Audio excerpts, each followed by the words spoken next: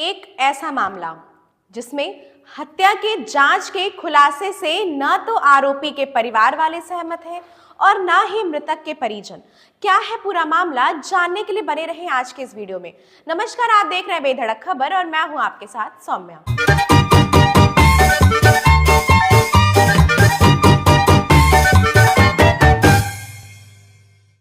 उत्तर प्रदेश में हाथरस के स्कूल में 22 सितंबर को 8 साल के छात्र कृतार्थ की हत्या हुई। पुलिस ने शुरुआती जांच में तंत्र मंत्र के चक्कर में हत्या मानी। स्कूल के मैनेजर और प्रिंसिपल समेत 5 लोगों को जेल भेज दिया, लेकिन 3 महीने बाद इस केस ने यू टर्न लिया।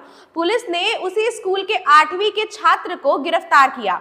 नई जांच में पुलिस ने माना कि इस छात्र ने गमछे से गला घोंटकर कृतार्थ की हत्या की थी। वजह उससे भी ज्यादा चौंका देने वाला है। पुलिस के मुताबिक आरोपी छात्र का स्कूल में मन नहीं लगता था। वह चाहता था कि स्कूल बंद हो जाए, इसीलिए उसने जूनियर क्लास के छात्र कृतार्थ की हत्या कर दी। ये ऐसा केस है जिससे मृतक और आरोपी दोनों ही पक्ष सहमत नहीं है।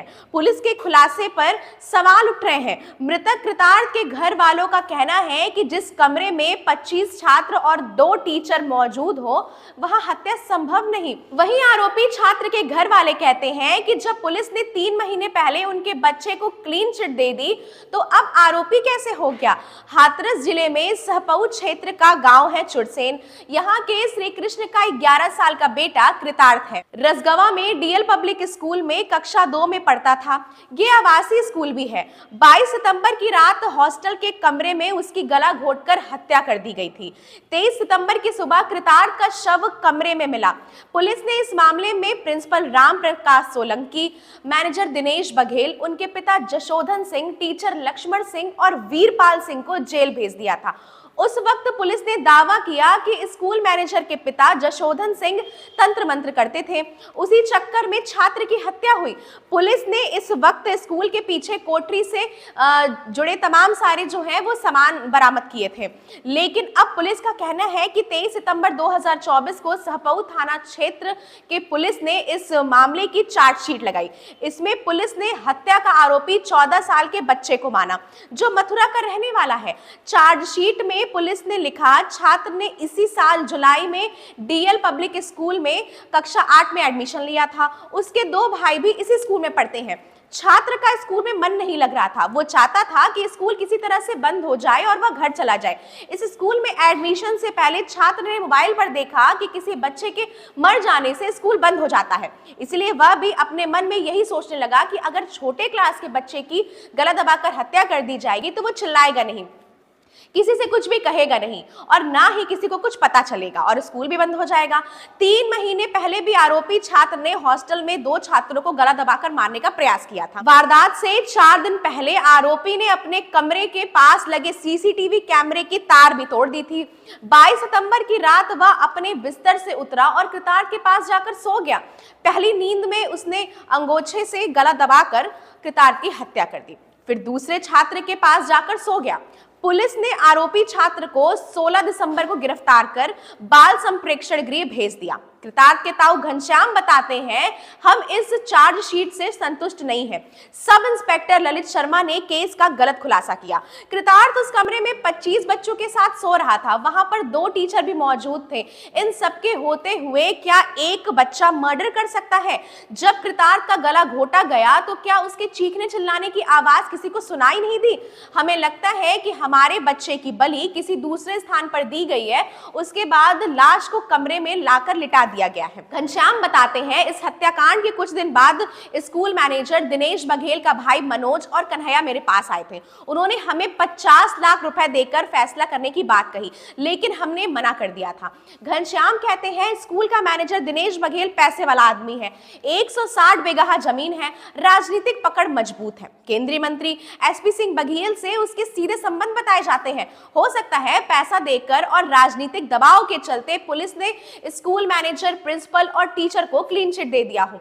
वे बताते हैं, हमने दिनेश बघेल की गाड़ी में अपने बच्चे की बॉडी बरामद की थी। उसके गले पर गहरे निशान थे, आंखों से आंसू निकल रहा था। कृतार्थ के पिता श्री कृष्ण दिल्ली में रहते हैं। हमने उनसे फोन पर बातचीत की। श्री कृष्ण ने कहा, पुलिस ने चार्जशीट में झूठी कहानी बताई है। जिस बच्चे को पुलिस ने अब हत्याकांड में गिरफ्तार किया है, उससे पहले भी 4 दिन तक हिरासत में रखा गया था। फिर उसको पैसा देकर छोड़ दिया। फिर पुलिस अचानक बच्चे को ले आई और गिरफ्तारी दिखा दिया। स्कूल प्रशासन ने ही प्लान के तहत मेरे बच्चे की हत्या की है। सीसीटीवी फुटेज की 8 मिनट की आज भी फुटेज गायब है। वो फुटेज जानबूझकर डिलीट की गई है। हत्या के आरोप में मथुरा के जिस बच्चे की अब गिरफ्तारी दिखाई गई है, एसओजी ने 3 महीने पहले उसे उठाया, उसे डराया और धमकाया। इसके बाद उसे उल्टा 6,000 रुपए देकर घर भेज दिया और कहा कि घर पर किसी को कुछ मत बताना। Police school manager Dinesh Baghel को इसीलिए बचा रही है क्योंकि उसकी राजनीतिक पकड़ मजबूत है। पूरा बघेल समाज एक है। कृतार्थ के पिता की ओर से वकील मुन्ना सिंह पुंडीर कोर्ट में केस लड़ रहे हैं। उन्होंने बताया, प्राइमा फेसी चार्जशीट को देखने से लग रहा है कि पुलिस ने केस को पूरी तरीके से उलट दिया है।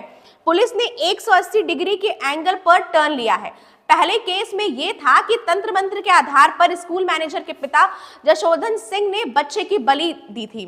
अब पुलिस कह रही है कि वहां तंत्र मंत्र होता ही नहीं था, वो तो स्कूल के पीछे कोठरी में पूजा पाठ करते थे। मेरा सवाल है कि हनुमान जी की पूजा होगी तो मंदिर में होगी, जबकि वहां हनुमान जी की मूर्ति ही नहीं थी, तो ये पूजा कैसी थी?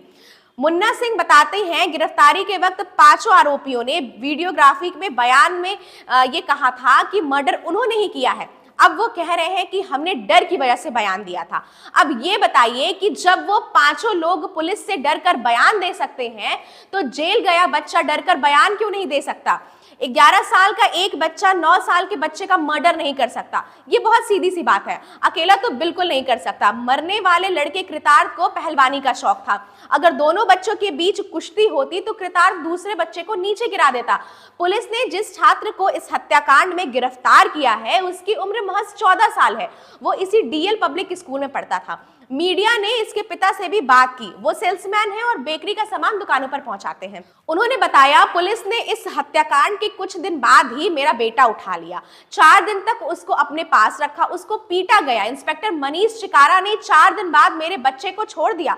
मुझसे ये भी कहा कि बेटे को घर ले जाओ। बेटे को 6,000 रुपए देकर पुलिस ने कहा कि घर पर किसी को कुछ मत बताना। अब 16 दिसंबर को पुलिस घर आई।